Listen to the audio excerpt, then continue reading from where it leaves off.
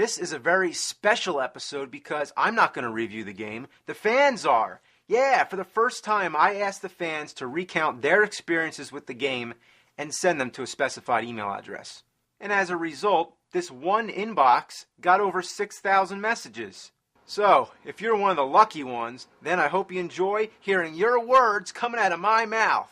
But regardless, thanks for the submissions, thanks for supporting the show. This one's my little reward to you. Enjoy.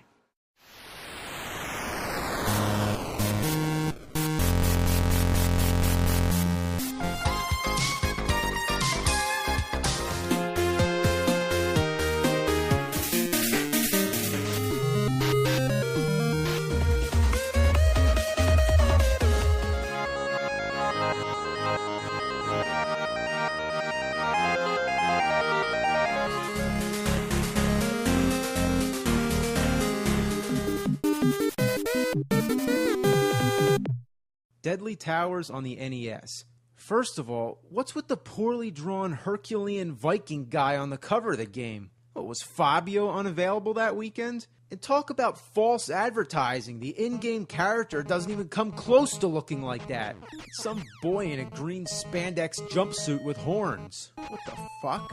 Outside of Japan, the game was supposed to be called Hell's Bells. I'm sure they changed it because they didn't want to associate this piece of ass fudge to anything good like AC/DC.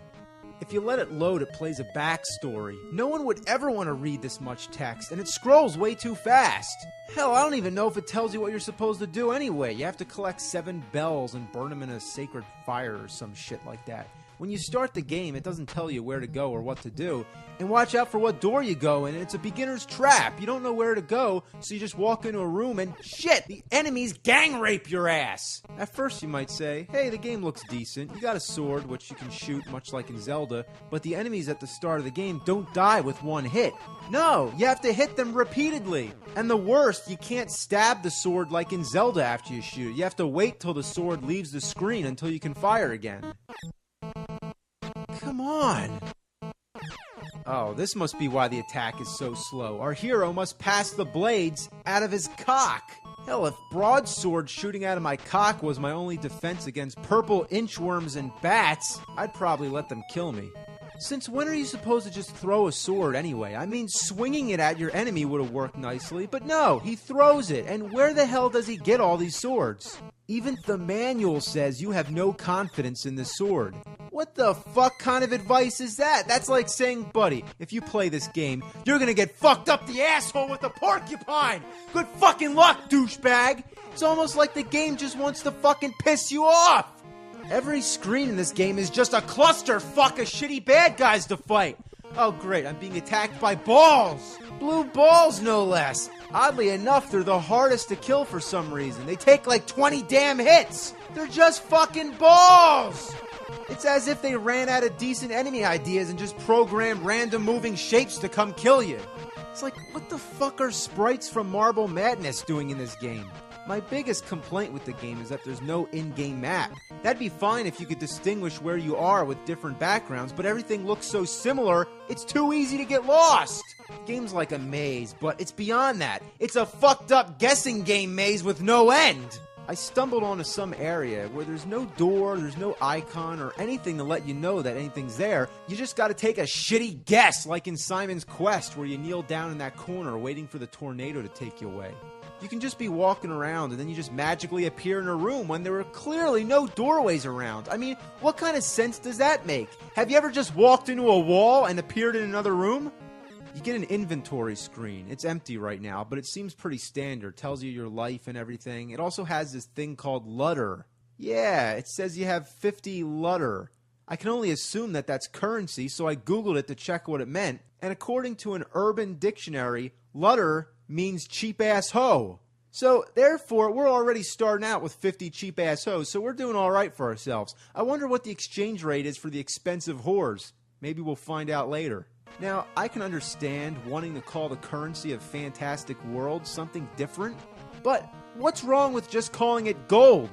You can find power-ups to make you stronger, but good luck finding a store that'll give you any. They're found in underground dungeons infested with enemies that can kill you faster than you can say game over. Oh, and the music. The bubbly sound of ripping ass isn't even an adequate way to describe the music in this game. Imagine taking a phonograph machine, submerging it in diarrhea, and wiring it to a horse's ass to use as a speaker. It makes nails on a chalkboard sound like fucking Mozart. And listen to this. See what happens when you go to a different room in the castle. The music starts all over again. It gets really annoying because you're constantly going from room to room, so you're hearing the same part of the music over and over again. What's the fucking deal with the ledges that you fall off of? A lot of the places are really narrow, and it's hard avoiding those ledges. And to top it all off, when enemies hit you, it knocks you back a bit. And more times than not, they send you falling down a conveniently placed ledge. And do people normally spin like that when they fall off of something? Reminds me of shit spinning down the fucking toilet. When you die, you have to start at the beginning of the game. What kind of shit is this? I honestly don't have the patience to get any farther in this game to see if there's another checkpoint or something. Whenever you die, you get a password. But it makes no sense because no matter how far you got into the fucking game, you start from the beginning with all the passwords. And what programmer decided to put a time limit on the fucking password screen? When they named this game Deadly Towers, they weren't kidding. The last time I saw towers this deadly was when they decided the horses need more fiber in their diets. This game is so fucking hard, it's easier to lift an elephant with my ass while singing Old MacDonald. This game is equal to that of liquid ass butter. Stay away from this horrible piece of shit encrusted fuck. I'd rather suck farts out of a dog's ass. Das Spiel ist scheiße! Dieses Spiel fickt dich hartras das Leben! Well, I gave that a try. Anyway, this game isn't just your average turd. It's the kind of putrid, rancid, disgusting turd that sits in a truck stop bathroom for 20 years until even the flies won't go near it. It's games like this that make me regret ever picking up an NES controller. This game is like a never-ending turd that bends around and goes into your mouth, thus creating an endless cycle of eating your own shit whilst taking a crap, and occasionally puking up the same for all eternity. This is so bad, Satan wouldn't even accept it if you offered it with your soul. I'd rather suck the dried shit out of Chewbacca's ass fur. Fuck this game. No, better yet, don't fuck this game. Don't let your friends fuck it. It's unfuckworthy. This game is just an orgy of ass. This game is a chicken licking finger fucking son of a bitch. This game is ball cider. The assholians bow down to this piece of shit. In other words, the game sucks.